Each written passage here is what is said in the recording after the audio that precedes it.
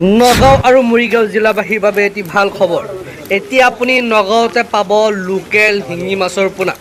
গুণগত মানৰ শিঙি মাছৰ খেতি কৰি আপুনি লাখ লাখ টকা উপাৰ্জন কৰিব পাৰিব। স্বাদ পৰিপুষ্টি বজাৰ দৰ চাহিদা আৰু গ্ৰহণযোগ্যতাৰ দিশৰ পৰা মাগুৰ আৰু শিঙি মাছ তুলনাবিহীন। অসমৰ জনসাধাৰণৰ অতিকৈ প্ৰিয় এই মাছ দুবিধ।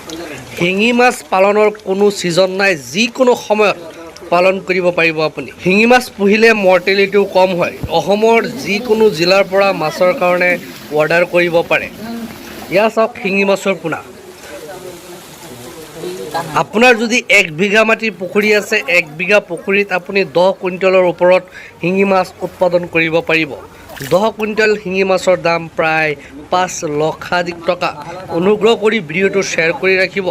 পুখুৰীত শিঙি মাছ পালন কৰাটো এক লাভজনক ব্যৱসায় যদি আপুনি ভালদৰে শিঙি মাছৰ খেতি কৰিব পাৰে।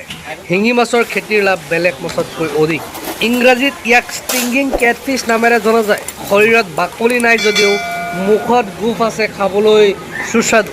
বজাৰত যথেষ্ট চাহিদা আছে, সেয়েহে এই মাছ পালন কৰি অধিক লাভ অৰ্জন কৰিব পাৰিব আপুনি। কৃষি পদ্ধতি সহজ, ইয়াক যিকোনো ধৰণৰ জলাশয়ত পালন কৰিব পাৰিব।